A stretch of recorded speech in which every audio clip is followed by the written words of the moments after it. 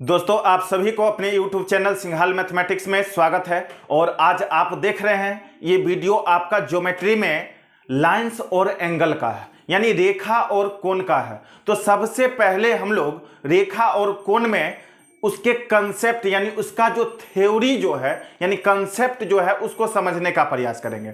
तो आज का ये वीडियो आपका पार्ट 1 होगा और इसमें आप लाइंस और एंगल का सिर्फ थ्योरी पढ़ेंगे और फिर नेक्स्ट जो वीडियो होगा उसमें फिर हम लोग क्वेश्चन बनाना स्टार्ट करेंगे।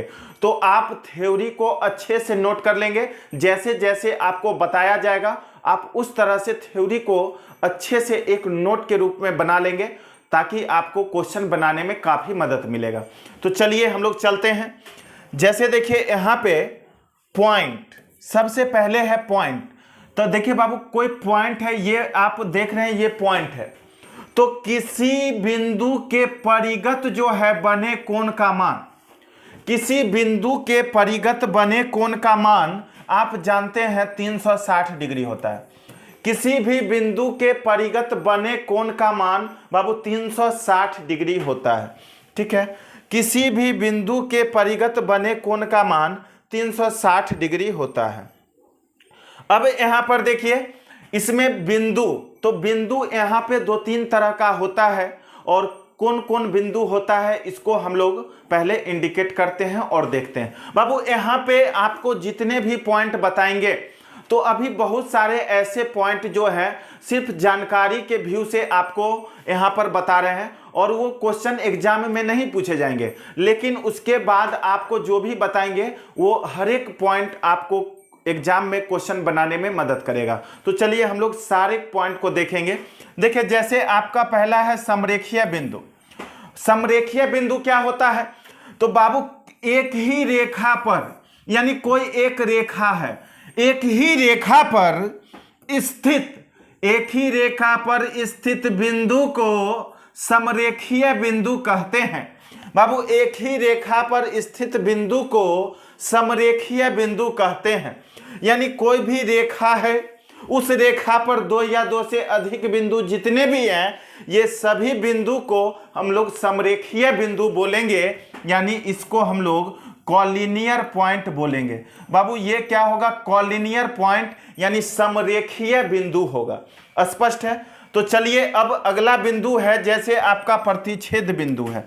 देखिए जितने भी हैं इसको हम परिभाषा के रूप में आपको बोल बोल कर बता रहे हैं। समरेखीय बिंदु, एक ही रेखा पर स्थित बिंदु को हम लोग समरेखीय बिंदु बोलते हैं। यानी एक ही रेखा पर, यहां पर देख लीजिए बिंदु का नाम रख देते हैं PQRST। यहां पर बिंदु PQRS और T जो है समरेखीय बिंदु है। क्लियर है? तो चलिए अब हम लोग देखेंगे प्रतिच्छेद बिंदु। प्रतिच्छेद बिंदु क्या होता है भाई? देखिए 2 या 2 से अधिक रेखा जो है बाबू, 2 या 2 से अधिक रेखा एक ही बिंदु पर आकर मिलती है। अगर देखिए जैसे ये 2 या 2 से अधिक रेखा जिस बिंदु पर आकर मिलती है इस बिंदु को हम लोग प्रतिच्छेद बिंदु कहते हैं। ये मेरा क्या है? प्रतिच्छेद बिंदु कहते हैं। यानी वैसा बिंदु जहां 2 या 2 से अधिक रेखा आकर मिलती है उसे हम लोग प्रतिच्छेद बिंदु कहते हैं। यानी प्रतिच्छेद बिंदु क्या होता है भाई? जहां 2 या 2 से अधिक रेखा आकर मिलती है उसे हम लोग प्रतिच्छेद बिंदु कहते हैं। तो चलिए अब हम लोग चलेंगे, अगला पॉइंट देखते हैं। आप लोग सभी पॉइंट को अच्छे से नोट करते जाना है भाई, क्योंकि आपको कंडीशन याद रहेगा, पॉइंट ध्यान में रहेगा, तभी आप क्वेश्चन बना सकते हैं। देखिए रेखा, अब रेखा क्या है भाई? रेखा के निर्माण के लिए कम से कम 2 बिंदु का होना जरूरी है। कम से कम 2 बिंदु का होना जरूरी है। जैसे देखिए बिंदु P और, यानी यहां पर पॉइंट बाबू P है और पॉइंट यहां पर आपका Q है। पॉइंट P और Q है। जब 2 बिंदु होगा तभी आपको रेखा का निर्माण होगा। देखिए जैसे 2 बिंदु को मिलाए तो यही रेखा हो गया, इसको लिख सकते हैं रेखा, ये आपका है PQ, यानी रेखा है बाबू PQ। यानी रेखा के निर्माण के लिए कम से कम 2 बिंदु का होना जरूरी है। रेखा का निर्माण तभी होगा जब दो बिंदु होगा। क्लियर है? चलिए अब देखिए, रेखा जो होता है वह दो तरह का होता है बाबू। रेखा जो होता है वो दो तरह का होता है। एक होता है सरल रेखा और दूसरा होता है वक्र रेखा। एक होता है सरल रेखा और दूसरा होता है वक्र रेखा। सरल रेखा से बाबू यहां पर गौर करना है, सरल रेखा से सरल सतह का यानी समतल सतह का निर्माण होता है। सरल रेखा से समतल सतह का निर्माण होता है और वक्र रेखा से वक्र सतह का निर्माण होता है। सरल रेखा से समतल सतह का निर्माण होता है। आप एग्जाम्पल के लिए बोल सकते हैं, जैसे वर्ग हो गया, जैसे आपको आयत हो गया, जैसे आपको ले सकते हैं ठोस, जैसे आप प्रिज्म वगैरह, प्रिज्म नहीं लेते हैं यहाँ पे, जैसे यहां पर ले सकते हैं घन, ले सकते हैं घनाभ, ले सकते हैं भाई। ये सब क्या है? समतल सतह का एग्जाम्पल है, यानी उदाहरण। वक्र रेखा से आपको एग्जाम में वक्र रेखा क्या होता है ये नहीं पूछेगा, आपको क्या होता है ये नहीं पूछेगा। बस ये हम लोग बेसिक से पढ़ रहे हैं, इसलिए हर एक पॉइंट को, छोटे छोटे पॉइंट को यहां पर समझाने का प्रयास कर रहे हैं। वक्र रेखा से वक्र सतह का निर्माण होता है भाई। वक्र रेखा से वक्र सतह का निर्माण होता है। जैसे आप लोग बेलन देखते होंगे, जैसे आप लोग यहाँ पर बेलन देख रहे हैं, जैसे आप लोग शंकु देख रहे हैं, ये सब क्या है? वक्र सतह है। ठीक है, यानी वक्र सतह से, वक्र रेखा से वक्र सतह का निर्माण होता है। एग्जाम्पल के लिए जैसे बेलन हो गया, जैसे शंकु हो गया, ये सब क्या? वक्र रेखा का उदाहरण है यहां पर ये दोनों फिगर। तो चलिए हम लोग चलते हैं अगला पॉइंट, और अगला पॉइंट देखते हैं क्या है। अगला पॉइंट अब जो चलेगा, हम लोग एंगल से चलेंगे बाबू। अब यहां से जो आप थ्योरी पढ़िएगा वो थ्योरी आपको क्वेश्चन बनाने में मदद करेगा, इसलिए अब यहां से आप अच्छे से इसको देखने का प्रयास करना है।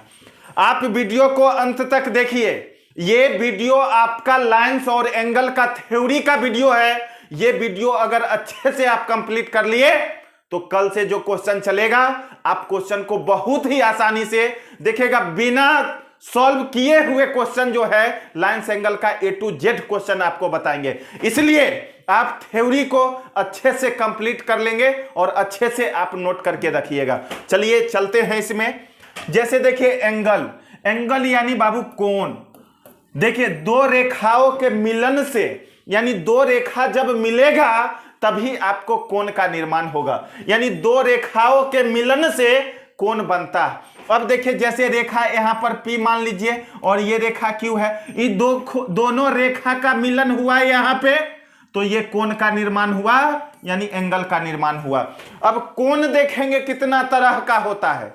अब एक एक कोण को पढ़ेंगे, सारा कोण यहां पर हम लिख दिए हैं, जैसे न्यून कोण, समकोण, अधिक कोण, सरल कोण, ऋजु कोण, वृत्त कोण, पूरक या कोटि पूरक, संपूरक, सारे कोण यहां पर लिखे हुए हैं। अब हम लोग एक एक कोण को अच्छे से पढ़ते हैं। चलिए देखिए यहां पर हम लोग देखते हैं।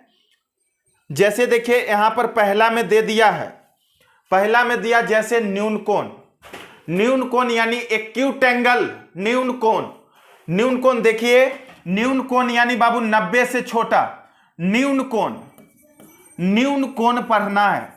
न्यून कोण आपका पहला पॉइंट है। देखिए हम लोग यहां पर लिखेंगे नहीं, आप लोग खुद से नोट करके लिखेंगे, हम यहां पे बोल रहे हैं। न्यून कोण वैसा कोण जिसका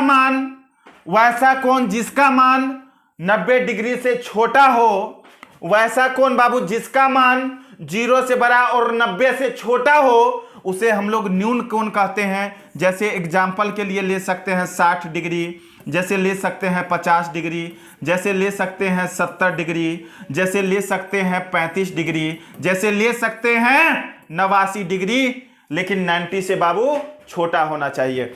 न्यून कोण वैसा कोण जिसका मान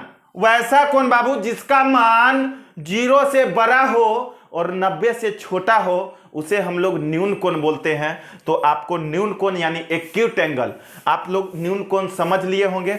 चलिए अब इसमें चलते हैं। अगला पॉइंट है आपका इसमें न्यून कोण के बाद, न्यून कोण के बाद है बाबू समकोण। देखिए समकोण, समकोण क्या होता है? वैसा कोण बाबू, वैसा कोण जिसका मान 90 डिग्री हो समकोण कहलाता है। वैसा कोण जिसका मान 90 डिग्री के बराबर हो उसे हम लोग समकोण कहेंगे, यानी उसे हम लोग समकोण कहेंगे। वैसा कोण जिसका मान 90 डिग्री के बराबर हो उसे हम लोग समकोण कहेंगे। समझ गए समकोण क्या होता है? वैसा कोण जिसका मान 90 डिग्री के बराबर हो उसे हम लोग समकोण कहेंगे। तो चलिए अगला देखते हैं। अगला है इसमें आपका, यहां पर देख रहे हैं दिया हुआ है अगला पॉइंट अधिक कोण। ये दोनों पढ़ लिए हैं, अधिक कोण को देखते हैं। देखिए अधिक कोण यानी एब्ट्यूज एंगल। अधिक कोण बाबू, अधिक कोण देखना है। देखिए अधिक कोण का मतलब हुआ जो वैसा कोण, अधिक कोण का मतलब हुआ वैसा कोण जिसका मान 90 डिग्री से बड़ा हो, जिसका मान बाबू 90 डिग्री से बड़ा हो लेकिन 180 डिग्री से छोटा हो, उसे हम लोग अधिक कोण बोलते हैं। देखिए अधिक कोण का मतलब क्या हो गया, इसको कैसे डिफाइन करेंगे? तो वैसा कोण जिसका मान 90 डिग्री से बड़ा हो और 180 डिग्री से बाबू छोटा हो उसे हम लोग अधिक कोण बोलते हैं। अधिक कोण का एग्जांपल ले सकते हैं 90 से बड़ा। 90 से बड़ा कहने का मतलब हो जाएगा आपको, 90 से बड़ा कहने का मतलब 120 डिग्री बोल सकते हैं। बोल सकते हैं हम लोग 85 डिग्री नहीं, 180 डिग्री से छोटा यानी 170 भी बोल सकते हैं। जैसे बोल सकते हैं हम लोग 105 डिग्री। देखिए अधिक कोण यानी एब्ट्यूज एंगल, इसका डिफिनीशन है एग्जाम्पल से आपको बताएं। वैसा कोण जिसका मान 90 डिग्री से बाबू बड़ा हो लेकिन 180 डिग्री से छोटा हो उसे हम लोग अधिक कोण बोलते हैं। क्लियर है? तो चलिए अब अगला पॉइंट देखते हैं, सरल या ऋजु कोण। बाबू अगला पॉइंट देखना है सरल या ऋजु कोण। सरल या ऋजु कोण को देखना है। देखिए सरल या ऋजु कोण, स्ट्रेट एंगल, सरल या ऋजु कोण देखना है। सरल या ऋजु कोण यानी स्ट्रेट एंगल बाबू, स्ट्रेट एंगल।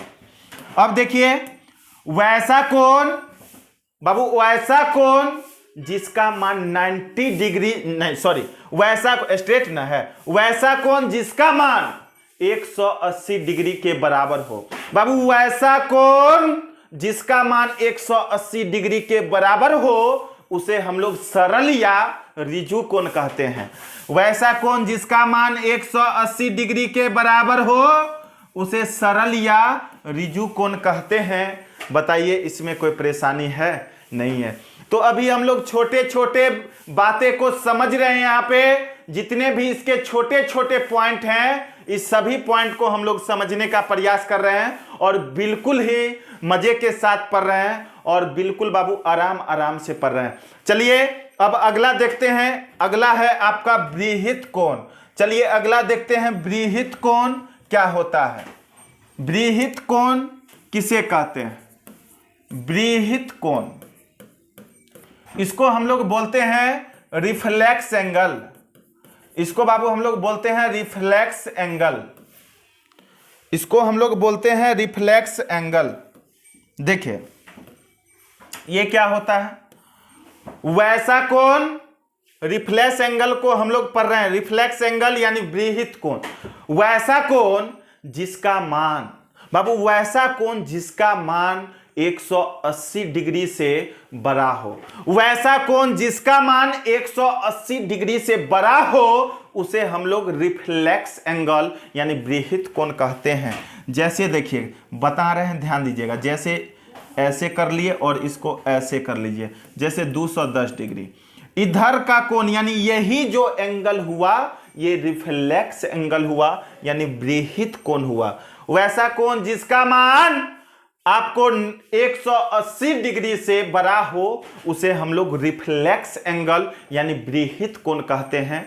आपको यहां तक समझ में आ गया होगा बाबू। चलिए अब चलते हैं, अगला पॉइंट है पूरक या कोटि पूरक। बाबू अगला पॉइंट है पूरक या कोटि पूरक कोण। चलिए देखते हैं पूरक या कोटि पूरक कोण। देखिए ध्यान देना है, पूरक या कोटि पूरक, कंप्लीमेंट्री एंगल, इसको बोलते हैं इंग्लिश में कंप्लीमेंट्री एंगल। पूरक या कोटि पूरक कोण। देखिए बाबू इसको समझना है, वैसा दो कोण बाबू, वैसा दो कोण जिसका मान, वैसा कोण जिसको जोड़ने पर, वैसा दो कोण जिसका योग 90 डिग्री हो उसे पूरक या कोटि पूरक कोण कहते हैं।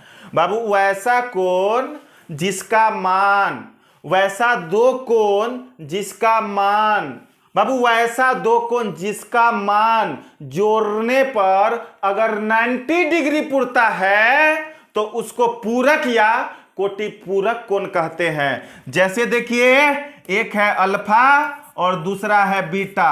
अगर अल्फा प्लस बीटा बराबर 90 पुर जाए, अगर अल्फा प्लस बीटा बराबर 90 पुरे तो बोलेंगे ये दोनों कोण आपस में पूरक है, ये दोनों कोण परस्पर पूरक है। यानी यहां पर पढ़े हैं ऐसा दो कोण जिसका योग अगर 90 डिग्री पूरे तो उसको पूरक या कोटि पूरक कहते हैं, यानी कंप्लीमेंट्री एंगल कहते हैं। बताइए यहां तक में कोई परेशानी है? किन्हीं भी आदमी को अगर समझ में नहीं आ रहा है तो आप कमेंट करके जरूर बोले जो कहां पे दिक्कत है, और हमें नहीं लगता है जो किन्हीं को समझ में नहीं आ रहा होगा। तो चलिए अगला चलते हैं। अगला है आपका बाबू पॉइंट संपूरक। संपूरक कोण यानी सप्लीमेंट्री एंगल। देखिए अगला पॉइंट था आपका संपूरक कोण। संपूरक कोण यानी बाबू सप्लीमेंट्री एंगल। संपूरक कोण यानी सप्लीमेंट्री एंगल, सप्लीमेंट्री एंगल। अब देखिए इसमें क्या करेंगे, इसको कैसे जानेंगे जो सप्लीमेंट्री है यानी संपूरक है। देखिए वैसा दो कोण बाबू, वैसा दो कोण जिसका योग जो है, वैसा दो कोण जिसका योग 180 डिग्री के बराबर होता है उसे हम लोग संपूरक कोण कहते हैं। वैसा दो कोण जिसका मान, वैसा दो कोण जिसका मान 180 डिग्री जोड़कर अगर पुर जाए तो वो परस्पर संपूरक कहलाएंगे। जैसे देखिए एक कोण जैसे दे दिए यहां पे बाबू अल्फा है और एक ऐसे दे दिए और ये बीटा है। अल्फा प्लस बीटा बराबर अगर 180 डिग्री पुर जाता है तो इसको हम लोग सप्लीमेंट्री यानी संपूरक कोण कहते हैं। इसको हम लोग कहेंगे संपूरक कोण। क्लियर है? इसको कहेंगे संपूरक। जैसे देखिए ये 60 डिग्री है और ये जैसे दे दिए 120 डिग्री, तो ये 60 डिग्री का संपूरक है 120, क्योंकि दोनों को जोड़कर आपको पूरा है 180 डिग्री। तो बोल सकते हैं इस कोण का संपूरक है ये 60 डिग्री, क्योंकि इसको जोड़कर 100। तो अब हम लोग पढ़ेंगे, अब आगे हम लोग इसमें पढ़ेंगे तिर्यक रेखा। बाबू अब जो पॉइंट पढ़ने वाले हैं इस पॉइंट से ही आपको लाइंस और एंगल के अधिकतर क्वेश्चन बनेंगे। अभी जो पॉइंट पढ़ने वाले हैं तिर्यक रेखा, इसी से आपको ये लाइंस और एंगल का अधिक से अधिक क्वेश्चन आपको इसी पर आधारित होगा। जैसे देखिए तिर्यक रेखा क्या होता है बाबू, तिर्यक रेखा क्या होता है? तिर्यक रेखा देखिए ये तिर्यक रेखा, ट्रांसवर्सल लाइंस, ट्रांसवर्सल लाइंस यानी तिर्यक रेखा। जैसे देखिए जब दो रेखा को कोई रेखा काटता है, जैसे रेखा ए है और रेखा बी है, जब दो रेखा को कोई रेखा काटता है तो ये रेखा आपको तिर्यक रेखा कहलाता है, यानी ट्रांसवर्सल लाइन कहलाता है। ये आपका क्या होगा बाबू? तिर्यक रेखा होगा, यहां पर बोल सकते हैं पी रेखा जो है आपका तिर्यक रेखा है। पी रेखा आपका यहां पर तिर्यक रेखा है। क्लियर है। अब देखिए इसमें एक पॉइंट जो अभी बोलने जा रहे हैं, इसी पे आपको लाइन्स एंगल के अधिकतर क्वेश्चन आते हैं। जैसे जब दो पैरेलल लाइन को, यानी जब दो समांतर रेखा को कोई तिर्यक रेखा काटता है तो बाबू क्या क्या कंडीशन होता है, उसी कंडीशन पर आपको पूरा क्वेश्चन रहता है। तो चलिए अब हम लोग देखेंगे, जब दो समांतर रेखा को, पॉइंट है बाबू, जब दो समांतर रेखा को, जब दो समानांतर रेखा को, जब दो समानांतर रेखा को कोई तिर्यक रेखा काटता है, तो कोई तिर्यक रेखा काटती है तो क्या कंडीशन होता है। देखिए बाबू, जब दो समांतर रेखा को कोई तिर्यक रेखा काटता है, जैसे देखिए दो समांतर रेखा है, यहां पर बाबू लिख देते हैं पी क्यू और यहां पर लिख देते हैं ए बी, यानी यहां पर रेखा पी क्यू समांतर है रेखा ए बी, ये दोनों पैरेलल है। जब इस पैरेलल रेखा को कोई तिर्यक रेखा काटता है और इसका नाम रख देते हैं, ये एल तिर्यक रेखा है। जब इसको तिर्यक रेखा काटता है तो देखिए यहां पे आप देख रहे हैं जो कोण बन रहा है, 1 2 3, ऐसे करके लिख देते हैं हम लोग, कंटिन्यू लिख देते हैं। कोण बन रहा है आपका 1 2 3 4 5 6 7 8। क्लियर है। तो अब देखिए यहां पर कंडीशन क्या क्या होता है। आप इस कंडीशन को अगर अच्छे से समझ लिए तो आपका लाइंस और एंगल बाबू बिना बनाए हुए समझिए कंप्लीट हो गया। तो इसलिए इस पॉइंट को आप जरूर यहां पर अच्छे से पढ़े और इसको देखें। सबसे पहले हम लोग इसमें देखते हैं संगत कोण। सबसे पहले इसमें हम लोग देखेंगे संगत कोण से। संगत कोण से देखिए बाबू, इसमें कौन कौन बराबर होगा। संगत कोण से कोण 1 बराबर कोण 5, कोण 1 बराबर कोण 5, फिर कोण 2 बराबर कोण 6, कोण 2 बराबर कोण 6, फिर कोण 4 बराबर कोण 8, कोण 4 बराबर कोण 8, फिर कोण 3 बराबर कोण 7, कोण 3 बराबर कोण 7। ये सब बाबू आपस में बराबर होता है। आप यहां पर गौर करना, इस सारे पॉइंट को अच्छे से लिखना है। देखिए इसमें कोण 1 बराबर कोण 5, कोण 2 बराबर कोण 6, कोण 4 बराबर कोण 8, कोण 3 बराबर कोण 7 होता है। संगत कोण से ये आपस में सब बराबर होते हैं। आपस में 1 बराबर 5 होगा, 2 बराबर 6 होगा, 4 बराबर 8 होगा, 3 बराबर 7 होगा। ये बराबर होगा किससे? संगत कोण से। क्लियर है। उसके बाद अब इसमें हम लोग देखेंगे एकांतर कोण से। अब दूसरा पॉइंट है इसमें बाबू एकांतर कोण। एकांतर कोण से कौन कौन बराबर होगा। देखिए एकांतर कोण से आप यहां पर देख रहे हैं कोण 3 बराबर कोण 5, ये कोण इसके बराबर बाबू गौर करना है। यहां पर कोण 3 बराबर कोण 5 एकांतर कोण से ये बराबर होते हैं। फिर कोण 2 बराबर कोण 8, कोण 2 बराबर कोण 8 ये एकांतर कोण से बराबर है। एकांतर कोण से ये बाबू आपको बराबर है। अब फिर देखेंगे यहां पर हम लोग शीर्ष कोण या शीर्षाभिमुख कोण से। अब हम लोग देखेंगे तीसरा पॉइंट में शीर्ष कोण, शीर्ष कोण या शीर्षाभिमुख कोण, या शीर्षाभिमुख कोण से। अब देखिए क्रॉस वाला जो होता है 1 बराबर 3, कोण 1 बराबर कोण 3। अब देखिए क्रॉस क्रॉस 4 बराबर 2 यानी कोण 2 बराबर कोण 4, ये सब शीर्षाभिमुख से बराबर है। कोण 6 बराबर कोण 8, कोण 6 बराबर कोण 8। फिर बाबू कोण 5 बराबर कोण 7, कोण 5 बराबर कोण 7, ये शीर्षाभिमुख कोण से ये बराबर है।